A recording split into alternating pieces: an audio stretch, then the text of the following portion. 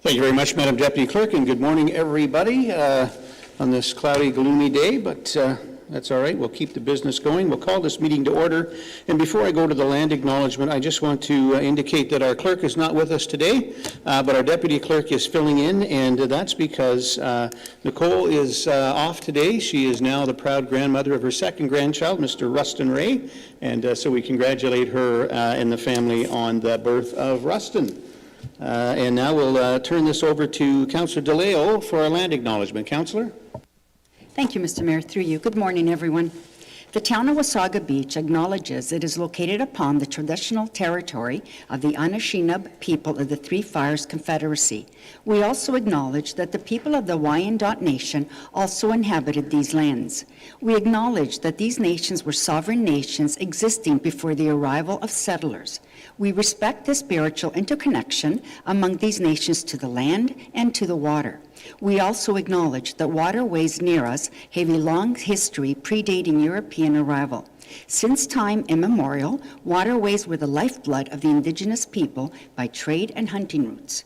We are dedicated to inclusivity of First Nations, Inuit, and Métis people in our future stewardship of the land and the longest freshwater beach in the world. In the spirit of reconciliation, we welcome the opportunity of learning to be sustainable caretakers of the land and waterways for all future generations. Thank you. Thank you, Megwitch. Councillor. Moving on to item number 2 on the agenda is proclamations. There are no proclamations today. Item number 3, disclosure of pecuniary interest. I have one before me by Councillor Timms with respect to the Legion item as she is a member. If anyone else feels at any time throughout the meeting you have a pecuniary interest, please let us know at that time. Under item number 4, adoption of the agenda, we do have a recommended motion that the contents of the agenda for September 25th, 2025 be approved as circulated. Any questions or comments on this? Seeing none, could I have a mover and a seconder, please? Deputy Mayor Snell and Councillor White, all in favor? That carries unanimously. Thank you. Item number 5 is approval of the minutes, and the motion is that the minutes of the council meeting held September 11th, 2025 be adopted as circulated. Any questions or comments on those minutes from September 11th? Seeing none, a mover and a seconder for this, please. Moved by Councillor Ego, seconded by Councillor Belanger. All in favor? That carries unanimously. Item number 6 is public meetings. We have one public meeting today, and this is a meeting under the Planning Act and Zoning Bylaw Amendment Z005-25, and this with respect to Plan 1033, Lot 78, 28 29th Street North. This is a public meeting regarding the proposed application for a zoning bylaw amendment for the property municipally addressed as 98 29th Street North. The application being considered is proposed zoning bylaw amendment file number Z005/25. This public meeting is an opportunity for members of the public to learn more about the proposed development. For council, this public meeting is not to engage in debate regarding the merits of the application, nor is it intended to be a question and answer session. This is simply to make council aware of the public's comments and to ask any clarifying questions.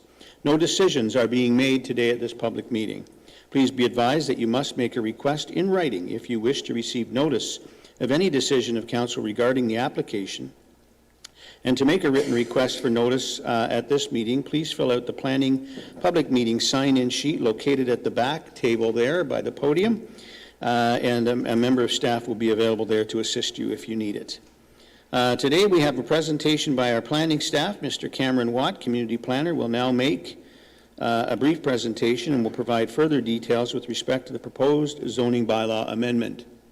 Cameron, come on forward. Good morning. The floor is yours.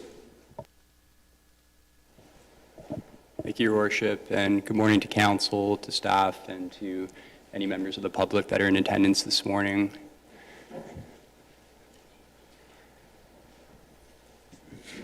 Excellent. So as you can see, the application before you this morning is a zoning bylaw amendment.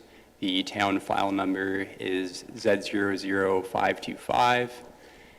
The applicant who's brought forth this application is Georgian Planning Solutions, represented by Kristen Rennie, who's in attendance as well.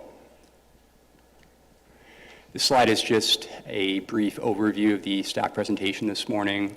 As you can see, staff will start with a explanation of the purpose of the public meeting, followed by a description of the planning application process, a description of the subject lands, and then staff will introduce the application. So the purpose of the public meeting: a public meeting is required under the Planning Act for a zoning bylaw amendment application. Town planning staff are introducing the applicant's proposal to council and the general public. The purpose of the public meeting is to provide the public with an opportunity to share written comments and make oral submissions to council. So this slide just provides a depiction of where the application currently is in the planning process.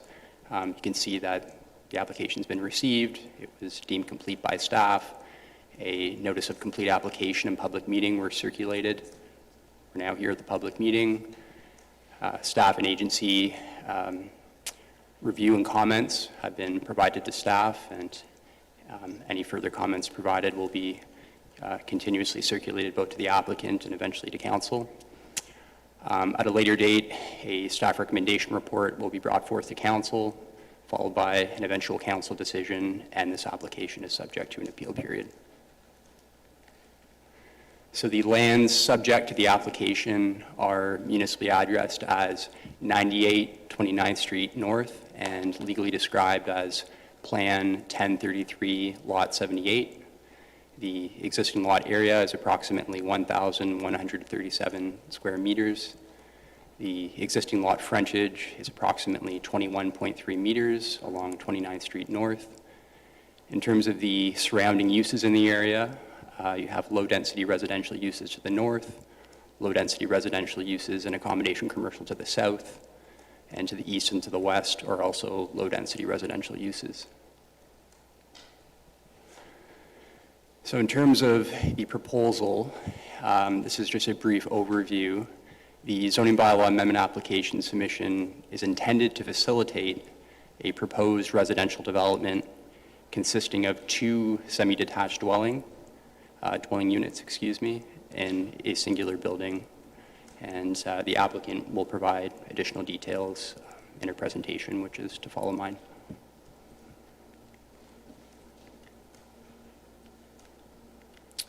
In terms of the existing official plan land use designation, the lands are designated as settlement as per the County of Simcoe official plan. The existing Town of Wasaga Beach official plan land use designation is residential, and the surrounding Town of Wasaga Beach official plan land use designations consist of residential as indicated in white and district commercial as indicated in red. In terms of the existing zoning on the property, the subject lands are presently zoned residential type 1 or R1. The permitted uses within the residential type 1 include, but are not limited to, a single detached dwelling unit and accessory uses. The surrounding zones in this area consist of a residential type 1 zone, accommodation commercial zone, district commercial zone, and a residential type 2 exception 15 zone. In terms of the details of the proposed zoning bylaw amendment, the proposed zoning bylaw amendment would rezone the existing R1 zone to a residential type 2 exception zone, which would essentially permit a semi-detached dwelling use in this instance. In addition, the residential type 2 exception zone would further establish a site-specific zone provision for a proposed increased lot coverage, in this case, a lot coverage maximum of 42%. And once again, the applicant will be providing further details in that regard. So in conclusion, this public meeting is required by the Planning Act. Again, town planning staff are presenting the applicant's proposal. A detailed review of the application is ongoing but not yet completed. Staff will forward all comments received to council, and eventually a staff recommendation report will be brought forth to council at a later date. And this link is just a resource to access the applicant's submission materials. Thank you. Thank you very much, Cameron. Members of council, any clarifying questions for Cameron? All right, seeing none, thank you, Cameron. We now have another presentation by the applicant and Mrs. Kristen Renee from Georgian Planning Solutions on behalf of the applicant will make a brief presentation and will provide further details with respect to the proposed zoning bylaw amendment. Kristen, good morning. Good morning. The floor is yours and welcome. Thank you. There we go. Got it. Good morning. My name is Kristen Rennie from Georgian Planning Solutions, and I'm the applicant, or the agent representing the applicant for this particular property. I'm in charge. Thank you. As Cameron mentioned, the intent of the public meeting today is to consider a zoning bylaw amendment to establish a semi-detached dwelling on the property and to establish a site-specific provision for lot coverage on one of the lots. Hopefully you've seen this in advance. It's a little bit hard to read from here, but this is just showing context in relation to the property and what the situation is on the property. The intent here is to show sort of the elevations of what the building is going to look like in comparison to what it currently does. This is the existing dwelling on the property, and I just want to note that on the left-hand side picture is a garage, which is planned to stay on the property, and that is the request for the increase in the lot coverage is to maintain that building. These are the adjacent properties to the property that we're proposing the changes to. And I just wanted to sort of give some context in terms of the neighborhood. This is a semi-detached dwelling that's north of the property, a few houses up, and these are some newer builds compared to sort of the cottage type uses that are on the property or on the neighborhood. And have been redeveloped, just to give you some context in terms of what the neighborhood looks like. With that said, I'm really just here to sort of answer any questions or clarifications that you might have in relation to the proposed amendment. Thank you very much, Kristen. Members of council, clarifying questions for Kristen on this matter? All right, seeing none, thank you very much. Thank you. All right, thank you, council. Now that there's, are there any other questions from members of council that you may wish to ask at this time?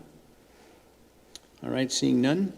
Madam Deputy Clerk, we'll now move on to questions and comments by the public. And do we have any members of the public, either online or in person, wishing to speak today? Thank you very much, Your Worship. We have not received any requests to speak to this application. All right, thank you very much. I'll now look to the public that are here today. If there's anyone in the room today that'd like to come forward and ask any questions on this matter, please do so. Come to the podium, state your name and address for the record. I'll ask a second time. Anyone wishing to speak to this matter, come forward. And finally, a third time.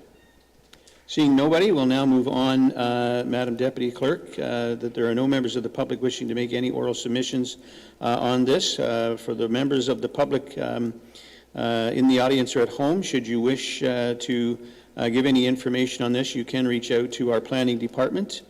And if there's no further questions from members of council, we will then close this public meeting. This public meeting is hereby closed. All right, now moving on to item number 7 in our council agenda presentations. We have the Wasaga Beach Fire Department for updates and Fire Prevention Week and Emergency Management Program annual training and exercise. And I'll look to our Deputy Chief Dan Bell this morning for an update on everything fire. Dan, good morning. The floor is yours. Good morning. Thank you, Your Worship. Through you, I'd like to invite Inspector Chris Allery to tell Council, as well as everyone else online and in the audience, about the exciting Fire Prevention Week activities that we have planned and are coming up. Chris? Good morning, sir. Good morning, Your Worship, Madam Deputy, members of Council, town staff, and residents of Wasaga Beach. Thank you for giving me the opportunity to speak with you today. I'm here to bring you some awareness on 2 initiatives that we have coming up at the fire department, and we're hoping that the community will get involved as well. The first is Test Your Smoke Alarm Day. This will be happening on Sunday, September 28th, this coming Sunday, and we are strongly encouraging that people in our community take time, just a few minutes, to test their smoke alarms to make sure that they're working properly. Because the truth is, smoke alarms save lives, and the data proves it. In most fatal fires, working smoke alarms were either not present or not functioning. And on average, once a smoke alarm sounds, you have less than 3 minutes to escape your home. Just 3 minutes. That short window is due to a high number of synthetic materials in modern-day homes, which burn faster and give off more toxic smoke. Early detection is crucial. Your smoke alarm is your first line of defense. It's your fastest warning, and in many cases, it's your only line of defense and your only chance. In fact, smoke alarms are the cheapest life insurance you can buy for you and your family. So on September 28th, let's do our part. Let's put our family's safety first, and let's test our smoke alarms. The second thing I'd like to talk about is Fire Prevention Week. This year, Fire Prevention Week runs from October 5th to October 11th, and the theme this year is Charge into Safety, Lithium-ion batteries inside our homes. Now, lithium-ion batteries may not be the #1 cause of fires right now, but they are the fastest growing cause of fires. We find these batteries everywhere, in phones, laptops, power tools, scooters, e-bikes, and even in children's toys. This is why this year's campaign focuses on how to use, charge, and store these devices. To help spread this important message, the Wasaga Beach Fire Department will be visiting every school in town, speaking to students in every grade with age-appropriate fire safety lessons. We'll also be attending the Wasaga Beach River Dragons home game on Tuesday, October 7th, and we'll have some fire safety information tables set up for the residents to come, stop by, ask questions, and learn more about general fire safety and specifically lithium-ion battery safety. Thank you for letting me speak here today. Let's continue to work together, protect our homes, our families, and our communities. Thank you very much, Chris. And, it's very interesting, 3 minutes from the time your alarm goes off. And I had mentioned in a previous meeting that when we had the young gals doing their course here, and I went over and Chris actually showed me the building that they had set up in the back and what happens in 4 minutes. I was completely astounded by that. So 3 minutes is not a lot of time. So just how vitally important it is to make sure that our smoke alarms and carbon monoxide detectors are working. So members of council, questions or comments? Councillor Timms? Thank you, Your Worship, and through you, I think the theme this year is really great and timely. I am raising a teenager, and very often I'm going in that bedroom and fishing a phone out of the bed, and I know that's a very dangerous practice. Am I right about that? Yeah, you're absolutely right. We're seeing it more and more often. I think with obviously the rise in lithium-ion batteries, a lot of people just aren't knowledgeable on how we should be protecting ourselves and our families with these objects in our home. But yeah, charging battery or lithium-ion battery phones on your bed or on your couch is just not a good idea. That surface can heat up so quickly, and definitely when you're sleeping, it causes even more problems. So if we're charging phones and stuff, nice hard surface, and ideally when you're awake. I know we don't all do that, but do the best we can. Thank you, Councillor. Any other questions or comments on this matter? All right, seeing none, back to you, Deputy. Excellent, thank you, Your Worship. On Tuesday, September 16th, the Municipal Emergency Control Group and alternates for the town of Wasaga Beach, along with our partners in emergency management at the County of Simcoe, the OPP, and a representative from Aqua, conducted our mandatory annual training session, which included a tabletop practical scenario. This group effectively worked through a simulated emergency which would affect the citizens, which included regular briefings from the group and to the group, curveballs thrown on us by the facilitators of the session, simulated press releases, and social media posts. Once our mandatory annual refresher training was complete, the group toured some of our critical infrastructure sites within Wasaga Beach that were identified and discussed during this mock scenario. This is something new that we have tried in order to give those of us who are not aware of the processes, the ability to gain a little understanding. Feedback from the staff was very positive from the tours, and the group certainly had its eyes opened about the complexities surrounding our water and wastewater systems. This training session fulfills most of our legislative requirements for 2025, and we'll be working on completing the submissions in order to gain compliance with the province. All in all, it was a very effective day, and the residents of Wasaga Beach can rest easy as we have an amazing group of well-trained and well-prepared staff who are ready to respond to protect them in the event of an emergency. Thank you. Thank you, Deputy Chief. And as you know, myself and the deputy take part in this every year. I can tell you that it's always, every year I do this, every year it's enlightening and eye-opening. And I had already been to some of our critical infrastructure, and so I was kind of hoping that when we attended the sewage plant, that perhaps the fans would have been turned on like they were on myself and Councillor Egu and Councillor Stockwell back several years ago. It's always a treat. But it didn't happen, so maybe next year. But thank you to you and the chief and the whole team. It's always a good day. And, you know, it's very important that we do this. And yes, the folks at Wasaga Beach can rest knowing that we're on top of these things and we're making sure that we're prepared should tragedy strike in Wasaga Beach. Anything further, Deputy? Just in speaking with the group that we have, it's hard to play along with a practical scenario when we have a room of decision makers and people who make it happen so quickly and efficiently. So we had to keep trying to maintain a little chaos in the room, and the room just wasn't having it. So it just speaks to the group and how efficient and effective everyone was in that room. Thank you. Thank you. All right, moving on then to item number 8 on the agenda is delegations, and we have no delegations today. Number 9, government relations, nothing to report this week on government relations. And item number 10, staff reports. There have been no reports pulled from the staff report consent agenda. Are there any comments from council or staff with respect to the consent reports? All right, seeing none, we'll move along. We have a recommended motion that the following consent list items under staff reports and all the recommendations contained therein be adopted, excluding items pulled and moved to matters of consideration to be voted on separately, which we have none today. Can I have a mover and a seconder for this, please? Moved by Councillor White, second by Councillor DeLeo. All in favor? That carries unanimously. All right, moving on to item number 11, correspondence. We have no correspondence received today. And item number 12 is minutes of board and committees. And you see the list there. Any questions or comments on boards or committee reports? Seeing none, we do have a recommended motion that the consent list items under minutes and boards and committees be received for information. Could I have a mover and a seconder for this, please? Moved by Councillor DeLeo, seconded by Councillor Timms. All in favor? That carries unanimously. And moving on to matters for consideration, there are none today. And then item 14, recommendations arising from boards and committees.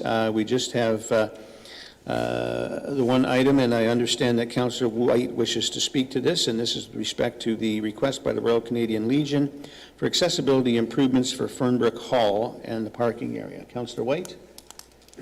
Thank you very much, Your Worship. Yeah, I totally agree with the proposed look at this property here, definitely making it more accessible. And I understand that there's washrooms inside that will be definitely included in this, but I do believe that on the exterior wall, going down that one path lane, are a bunch of exterior facing bathrooms that might be a little bit more used when the hall isn't open. And I just want to make sure that we include the accessibility concerns there too, considering the future uses of that building. Thank you, Councillor. And I understand Councillor Timms also wished to speak to this. Councillor Timms? Your Worship, with a declared conflict, am I permitted? No, I'm sorry. I forgot about your conflict, so I'll pass on you, Councillor. Councillor DeLeo? Thank you, through you, Mr. Mayor. Just for the record, I used to be a member. I'm no longer a member. I'd rather just be on council and speak my mind with the veterans. I think I'm better served being on council with them. I totally agree with this recommendation. Seeing that veterans go there, it makes no sense that there's no accessible parking next to the doors, and the walkway is all gravel. People with walkers, canes, it makes it very, very difficult. So if they're going to stay there, then having a walkway that is easier for veterans to get there just makes total sense. And I agree with Councillor White. There are no bathrooms that are accessible. And people, like I said, with walkers have a hard time getting in there. So if we can include that, that would be great. But I'm 100% for it. Thank you. Thank you. Before I come to you, Councillor Tims, I'm just going to look to Kevin and/or Chris with respect to maybe give us a bit of an update on this building from an accessibility standpoint, where it is at, and normally when this is a unique situation because we've given the Legion a very good lease on this building. Usually when you lease a building, you look after these kind of upgrades, and so it is a unique request. I understand why, and I support that we need to look at it, but Chris or Kevin, anyone can give us an update on this building and its condition?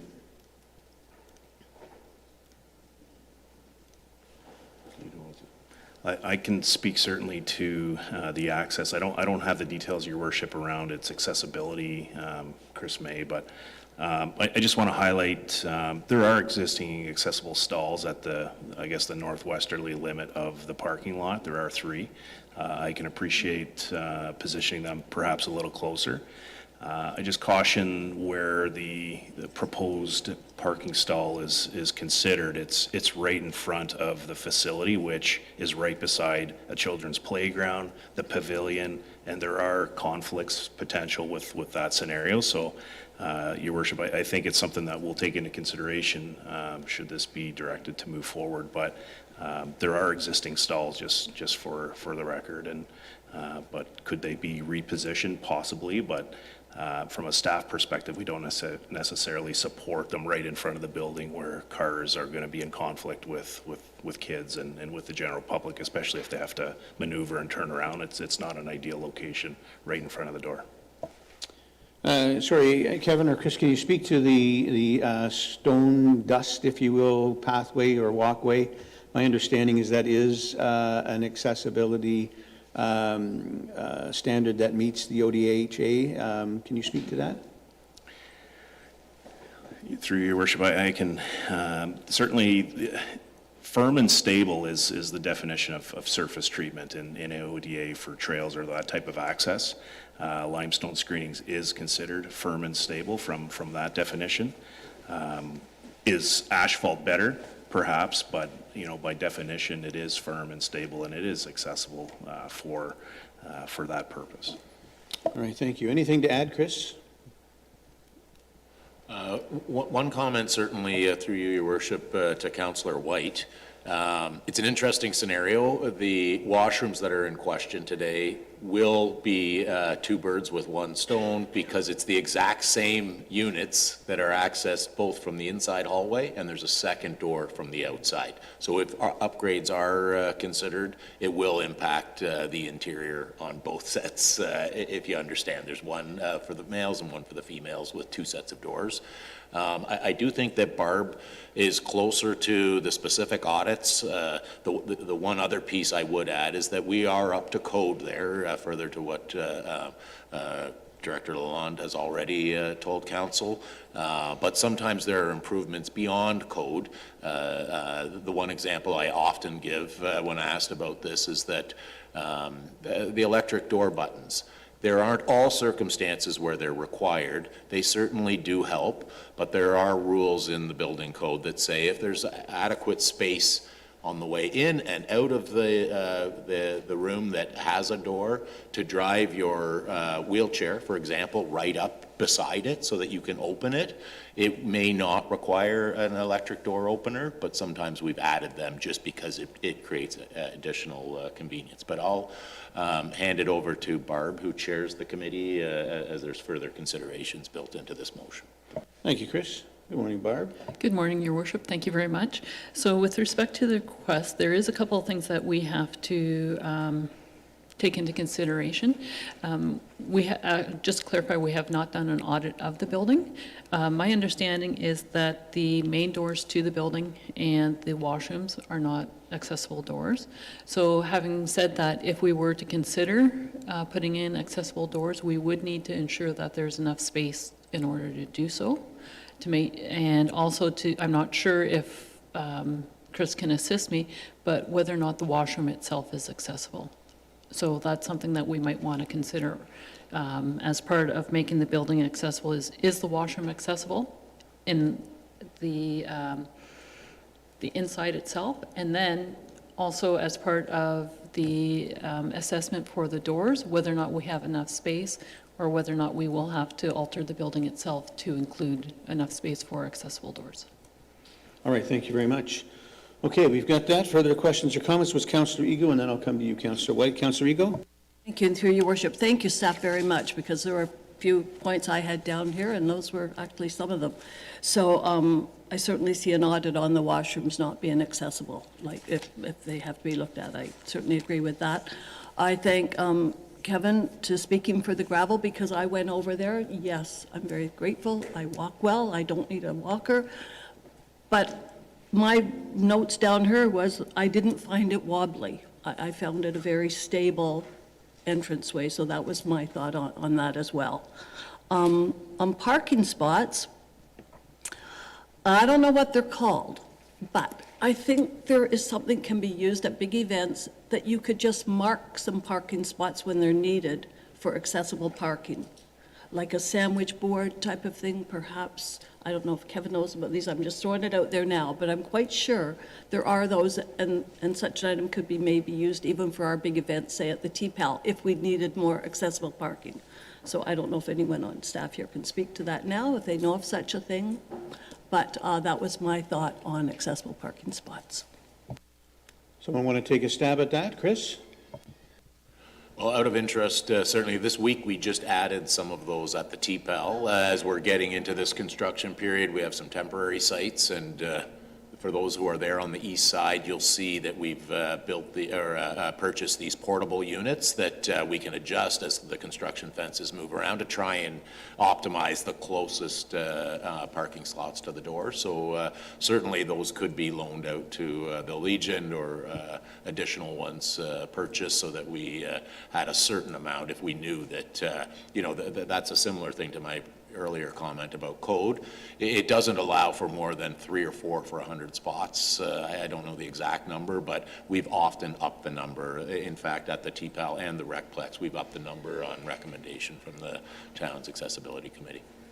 Great, thank you very much, Chris. All right, now going back to Councillor White. Yes, thank you, Your Worship. Just channeling my inner Councillor Ego here. While stable and secure might be the limestone gravel that's there today, I'm pretty sure that permeable pavement is also a recommended solution for that. I've just, had twice today now. Yeah. You're never getting off the hook on that one now, Councillor, that's for sure. Just be careful, Councillor White, what goes around comes around. All right, if there's no other further questions or comments on this matter, we do have a recommended motion that the report titled Request by Royal Canadian Legion for Accessibility Improvements to the Fernbrook Hall and Parking Area to the Council meeting of September 25th, 2025 be received, and that Council approve the recommendation from the Accessibility Advisory Committee, AAC, to direct staff to investigate the costs associated with making the Fernbrook Hall Wasaga Beach Legion accessible, and that Council approve the recommendations from the ACC to direct staff to investigate paving the existing gravel walkway to the Fernbrook Hall Wasaga Beach Legion, including adding an accessible parking spot at the building. Any other questions or comments on this? Deputy Mayor Snell? Thank you, Your Worship. Just for consideration, should we be omitting the parking at the building based on Director Lalonde's feedback in regards to safety there? Or do you want to include it just for consideration, and then staff can bring forward a complete suggestion? My thoughts are to leave it and include it, and let staff come back and tell us, the pluses and the minuses, the dangers, or whatever the case may be, and at least then we're informed before we make that decision. Anyone else? Madam Deputy Clerk? Thank you, Your Worship. The purpose of the report is just to start with the investigation, so we can leave that in there, and that way, when staff determine their outcome, they can include whether or not the support is there for that or not. All right, you've all heard the question. Could I have a mover and a seconder on this, please? Councillor White and Deputy Mayor Snell, all in favor? That carries unanimously. And just note that Councillor Timms is away from the table on this matter. All right, item number 16 is council requests for staff reports. You've seen the list of reports there. Members of council, any questions or comments on those? Seeing none, moving along. Notices of motion, we have none today. And item number 17 is closed session pursuant to the Municipal Act 2001 as amended. The next portion of the September 25th, 2025 council meeting will move into closed session to consider the following matters: 17.1.1 Pro Shop tenant lease and 17.1.2 proposed disposition or acquisition of lands. Any questions or comments? Seeing none, a mover and a seconder for this, please. Moved by Councillor DeLeo, seconded by Councillor Ego. All in favor? Carries unanimously, and we'll now move into closed session.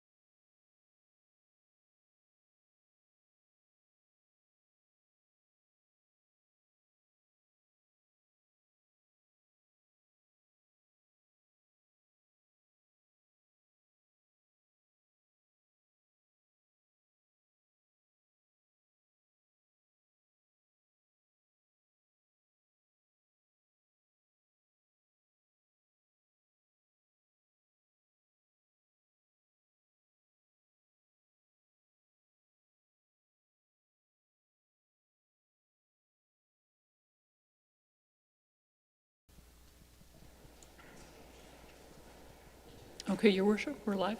Thank you very much, Madam Deputy Clerk, and we're now moving back into open session from closed session, and we do have a rise and report from our Deputy Clerk, Laura. Laura? Thank you, Your Worship. Council entered into closed session on September 25th, 2025 at 10:36 a.m. Council did break from 11:39 a.m. to 11:49 a.m. and Council discussed the following items in closed session. 17.3.1 Pro Shop Tenant Lease in accordance with Section 239(2)C of the Act. As a result of this discussion, the following motion is before Council for consideration. That the mayor and clerk be authorized to execute a lease agreement with Competitive Edge Sports for the operation of the Pro Shop concession at the Wasaga Stars Arena. Thank you, Madam Deputy Clerk. And before I go to bylaws, we mentioned earlier on about a newborn in the family. And, sorry. Sorry, Your Worship, that is a motion and open for Council. Oh, my apologies. All right, so you have heard the question. You want to read the question one more time, Madam Clerk? Absolutely. That the mayor and clerk be authorized to execute a lease agreement with Competitive Edge Sports for the operation of the Pro Shop concession at the Wasaga Stars Arena. Thank you. My apologies. You've heard the question. Any comments? Seeing none, all those in favor? Sorry, I need a mover and a seconder. Moved by Councillor DeLeo, seconded by Councillor Belanger. All in favor? Opposed of any? It carries 6-1. Thank you, Worship. Council also discussed item 17.3.2, proposed disposition acquisition of lands in accordance with Section 239(2)C of the Act. As a result of this discussion, staff direction was provided in accordance with the Municipal Act. Thank you very much, Madam Clerk, and now I will carry on with my little spiel. As I said earlier in the meeting, we congratulated our clerk on a newborn grandchild, and I think it's also important to note that this past weekend, our deputy clerk, Laura, was married in a beautiful ceremony. I've seen the photos. What a beautiful bride. You got a lucky guy there, and congratulations to you and your family as you move forward into the next chapter of your life. You're welcome. I was so excited to get that out, I forgot all about everything else, but thank you. All right, now moving on to item number 19, which is the bylaws, and we have a recommended motion that the bylaws 2025-43, 2025-44, 2025-45, and 2025-46, and 2025-47 be received and to be deemed and read a first, second, and third time and finally passed. Any questions or comments on the bylaws? Seeing none, could I have a mover and a seconder? Please, moved by Councillor White, seconded by Deputy Mayor Snell. All in favor? That carries unanimously. And this meeting is now adjourned at 12:12 p.m.